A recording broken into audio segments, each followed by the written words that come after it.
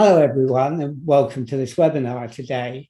I'm Francis Seeley from MPhil Climate Action Forum and GlobalNet 21, and this is one of the many webinars we do. Today, we're looking at climate change again, but we're looking at it from the perspective of how children view climate change. And we've got Geoff Jukes with us today. Now, Geoff is a very busy person. He's got a lot of interests. He works with a lot of people, and you'll tell us about that in a minute. But he is also working with trying to reflect what children feel about climate change. So, Geoff, thank you for joining us today. And maybe I could ask you if you could start by just telling us, because you have a very interesting life, could you tell us a little bit about your background? Yeah, well, I was born in London. My background was I was pretty much on the streets when I was very young. I really had a fairly rough childhood. So I had a curiosity to how to make situations better, from there, right? And then I went into, I just started to study in film, and then I went into working in music, which I did from 1969, 68, 69 onwards.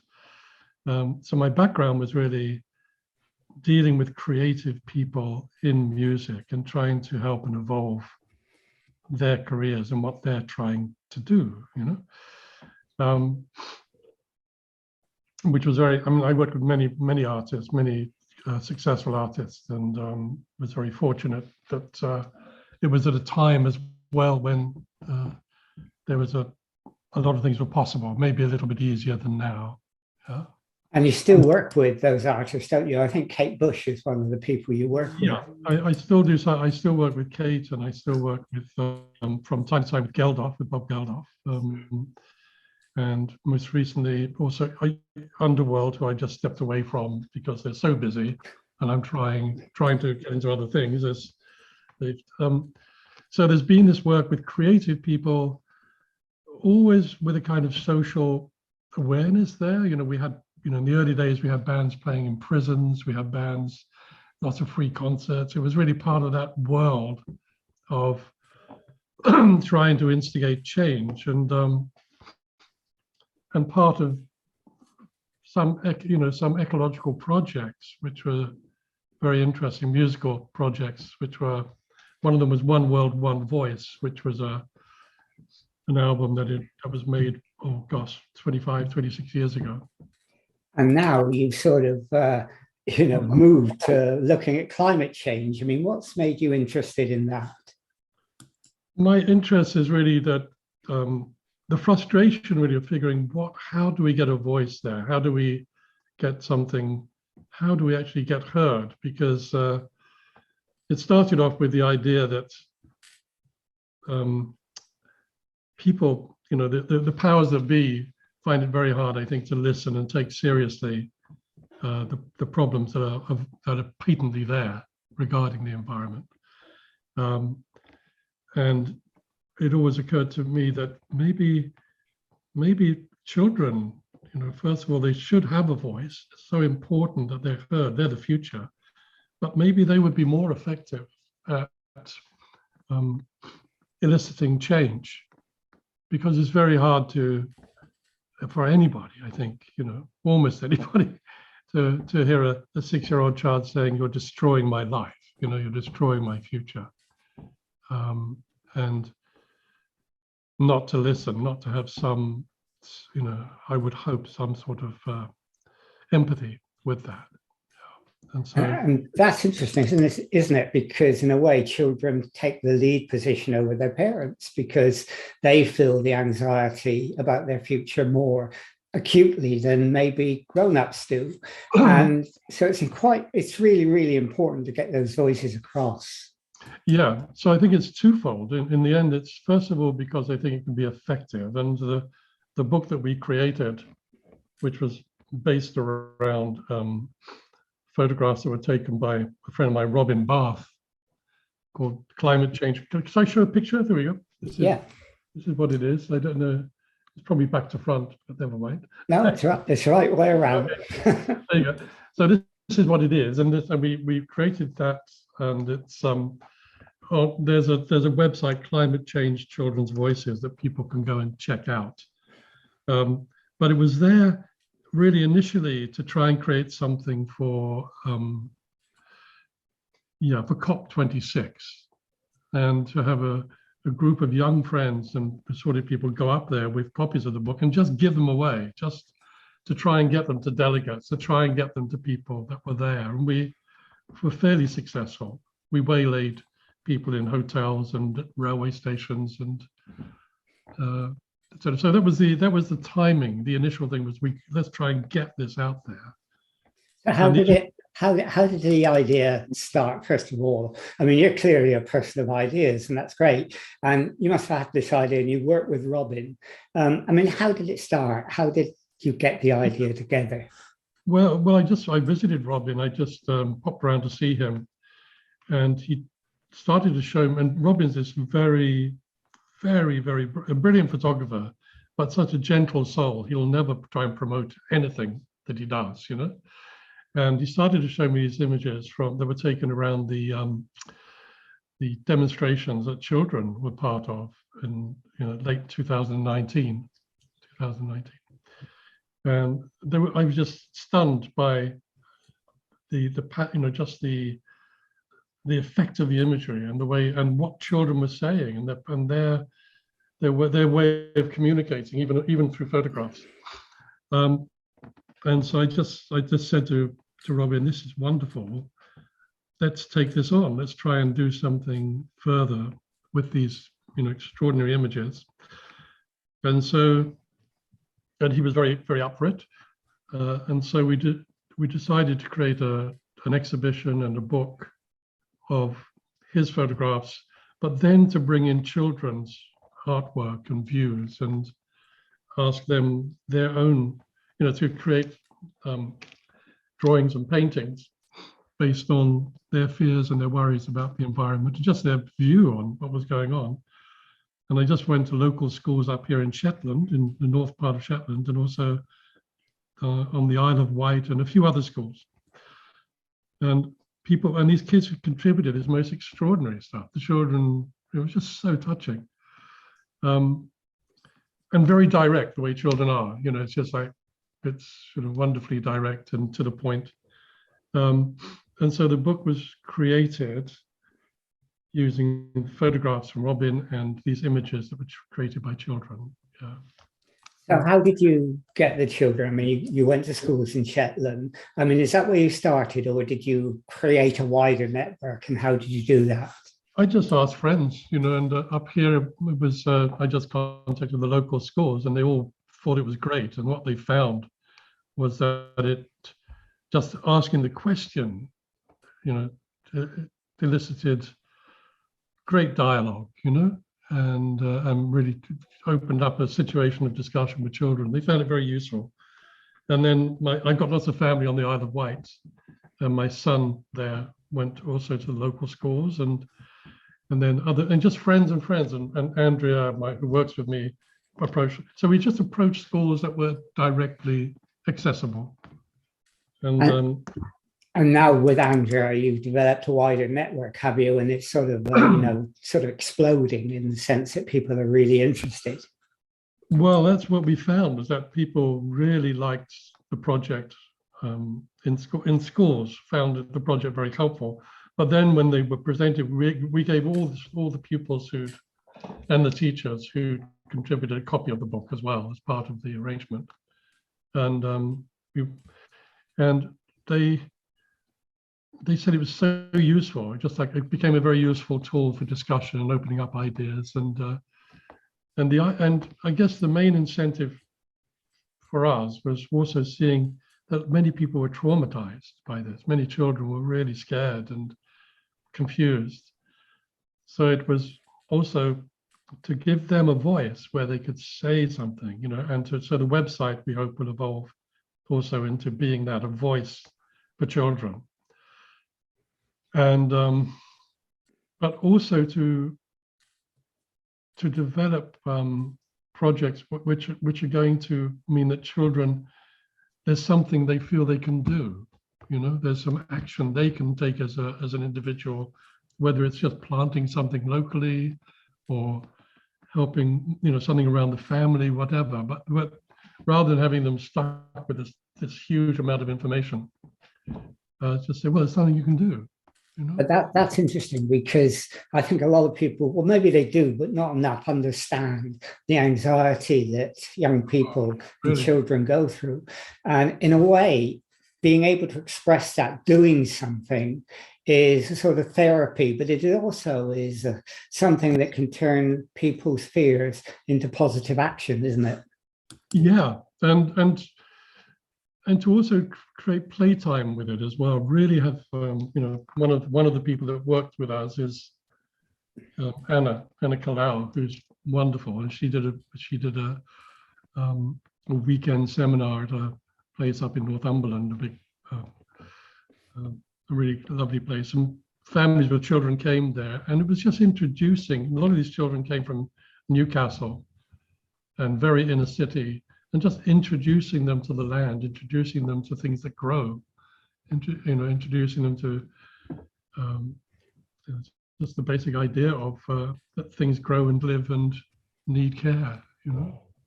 Yeah, and also the fact that you've got it helps teachers, doesn't it? Because very often teachers find it very difficult to know how to confront climate change in the classroom. Yeah. And what you've done is you provided them a means to do that. Yeah, I mean, hopefully it's a starting point, really, and the response to the book has been very good. It's been a helpful focal point, I think, a basis for discussion. And the fact that the book is children are seeing other children expressing themselves, and either through demonstrating or through just writing and drawing. And the drawings are wonderful. I mean, the drawings are sort of sensational as well. They're so heartfelt. So the book, sort of seeing that there's sorry? I was going to say, so the book is photographs and drawings and what they feel about the emergency of climate change. Exactly that. It's a depiction of that, and they're having a voice through this book, and then we're hoping that will evolve into much wider voice on the website, but also into projects going into schools, which are instigated by the book, but which will be all related to climate change and to environmental issues. You're saying instigated by the book, so you sort of launched a campaign as a result of the book, haven't you? Can you tell us what that campaign is? Wow, okay, it's evolving. I think it really is evolving. Actually, I think we're in early stages of defining how it's going to work, but effectively it will be. I mean, it'll certainly be getting the book into more schools, making it available to more schools. But we're trying to develop projects together with people. One or two of the people involved are, they're educators, and so we probably have another discussion, I hope anyway, in a few weeks, which would involve Andrea and the team who are evolving this, because that's really their place. That's really I'm kicking it off. But you've got a sort of website, haven't you, or a hub called The Playground. I mean, what's the purpose of that, and how is that integrated into what you're doing? Yeah, it's evolving. I have to say that I'm the wrong person to be talking about that. Really, I'm so sorry. But it's really, once again, it's all part of giving children a voice. It's all part of giving them a place where they can express their views and interrelate. So, and it's as I say, it's early days. It's evolving, and I think within about 3 or 4 weeks, there's probably another discussion with one of the more active people at the moment. So I mean, is it developing ad hoc, or have you got a sort of systematic approach to different schools and different education authorities? Do you have a strategy for that, or are you just letting it grow as it grows? No, we will have a strategy. I think that, yeah, we do. I mean, really at the moment, we're having discussions about how best to go forward, and how to be most effective. And all the three key people involved are very busy right now. It's just become, it's just the way things are.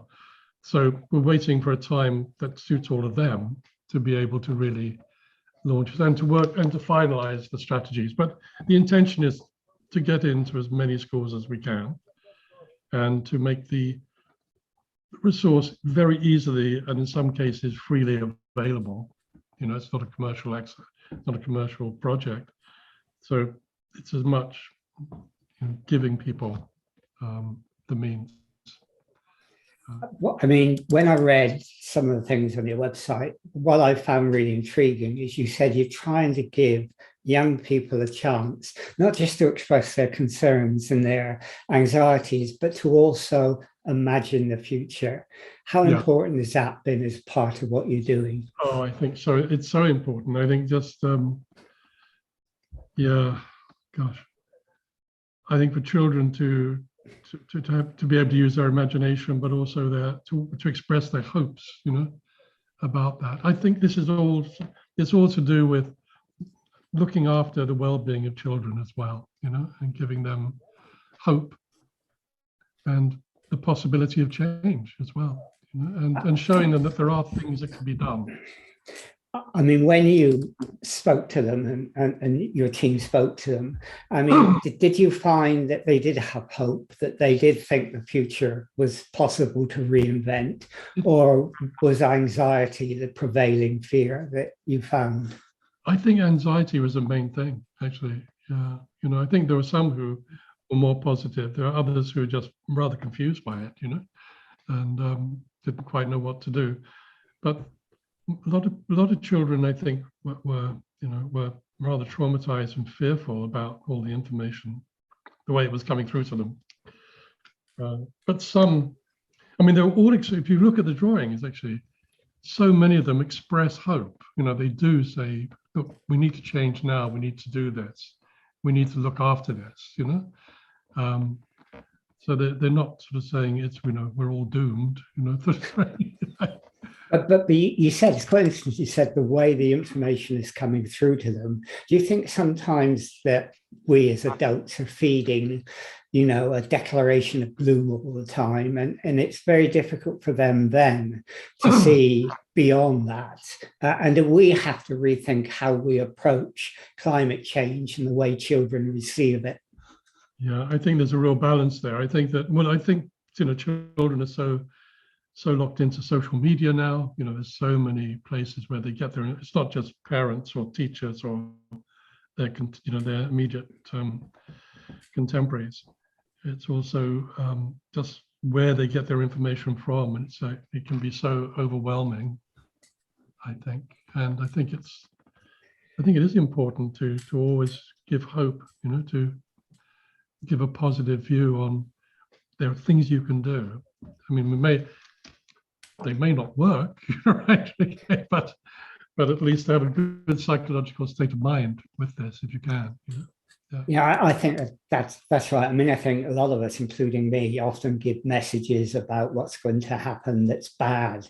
But there are so many people trying to do good things, and they may be small, they may be minor, but they're important, and they're important for children to know that doing something is like an anchor on life, isn't it? Because from there, you can build more. Oh, I mean, absolutely. And there's always, I mean, that attitude is so important to instill within children, that there's always possibilities of change, There's always that. There's always, and I think, I think also there's, it's quite interesting because the work that I do in music, I'm working for many decades, been working with a mixture of very creative people, but also with corporations and big outfits. And there's a tendency, quite understandably, to sort of demonize the the powers that be. Yeah. And my experience is that although the commercial processes that are sort of built into these kind of setups are probably not, they're not positive. I think they're really sort of quite nasty. That within those companies, within those organizations, there are some extraordinary creative people, and wonderful people many of them trying to find ways of evolving and changing their message, changing their way of working. And so I'm sort of going slightly sideways here, but it's also it's an interesting scenario I found. I mean, can I give you an example? Or? Yeah, go ahead. Okay. What I mean, it's like in 2008, we put an album together. Some colleagues and I put an album together with very major artists called Songs for Tibet, and this was at the time of the Beijing Olympics. Yeah. And it was because I worked with the Tibetan cause for decades, a long time. And it was because their voice had been totally squashed. The Chinese authorities, especially around the Olympics, were totally draconian in what they were doing. And so the album was really a way of bringing awareness to this, and we made it available as a free download for all the athletes in Beijing, and the Chinese were absolutely livid about this. They were, right? And when we launched it, Apple gave it total support. It was amazing. I mean, we didn't understand it actually. I mean, iTunes, Apple, they gave it huge support, and it was tagged not only on the iTunes site, but also on the main Apple site. And it was hugely successful in the sense that it was the #1 album on iTunes for the first week that it came out. Yeah, you sort of say you digress, but you haven't in a way, because what you're doing in Tibet, what you're doing with children, is you're trying to get those voices that are unheard into the public domain. And it seems to me that's a part of what you do in your life, isn't it? That's very much part. But just to follow through on what I was saying, so the album was actually banned. They banned iTunes in China. They just banned it. And Apple obviously had huge manufacturing going on in China. So we thought that's it. Apple are not going to support this anymore. But they continued to support. They kept on supporting. And then about 2 weeks later, and it was great publicity, because we got lots of press out. And then they opened up iTunes, except for this one album, which was even better publicity. And we could never figure out the story here, because Apple was suffering terribly in terms of commercial reasons. And what we discovered was that it was actually Steve Jobs, who was still alive at that time. Steve Jobs, who had actually come through and said, "You support this. Doesn't matter what happens. You support this." And we take all the shit. So what I'm saying is, I think there are these people, and I think if you can turn them around, children's voices is, I guess, my sense of, it's not converting the people who are already converted. It's how do you touch people who don't get it, or who don't have the focus, and they are out there, and people in major powerful positions at the moment. So that was the other idea behind the book. Yeah. But that's a lesson for everyone, including me, that sometimes we are critical of corporations and organizations, but we forget that there are people working in those organizations that want to make a difference, and they have to struggle against the bureaucracy, but they still do it. And that's worth being positive about, isn't it? Very much, and I think if you can get into that, I mean, as well as all the wonderful work that's going on with Extinction Rebellion, all these extraordinary processes that are going there to try and bring awareness and to make change, but also to try and get into the major structures and turn people's minds there. And that was the idea of doing this book. and to get to COP26 and get to those people who could possibly make a difference. And even if we only change 1 or 2 minds, but they were powerful minds, you know, then that could be effective. Yeah. That, I mean, that's a really important lesson. It's sort of infiltrate as well as protest, and that's good. I mean, you're carrying on with your campaign, aren't you? And you've got you issued a challenge on Earth Day, and a competition for schools, and you're taking that forward. And you're also looking for ways of funding, and you've got a GoFund site, haven't you, to try and develop your campaign even further. Yes, I mean, and I think. In a sense, we're just closing off the first part of the situation and evolving the next phase. And so, yeah, there will be another funding process that we'll ask for, but we want to be very specific about it, you know, not just say, oh, can you keep on giving us funds, please? But more, we'd like to do this, you know, yeah. Yeah, I mean, that must be the most difficult part, to get funding for it. And I mean, are you planning to turn the book, or is it already turned into a digital copy, or is it just hard copy at the moment? It's just hard copy at the moment. And it's a physical thing, but it will be, I'm sure it will end up being a digital copy that will be widely available. I mean, there's a version of it that you can go to, a much shorter version, to see a few images, but the whole book is not there. So, having done this, I mean, do you have any plans to do anything new in the future, or are you going to concentrate on this book being the focal point for a wider campaign? What I will do personally, anyway, is I really want to support the evolving projects that the team, the younger team, are creating. So I'm going to go a little bit more into the background. But will be sort of helping either financially, just ideas, giving support to the projects that come from the book, you know. I mean, have you got any particular project that you can think of that has come from the book that has sort of excited you? Oh gosh.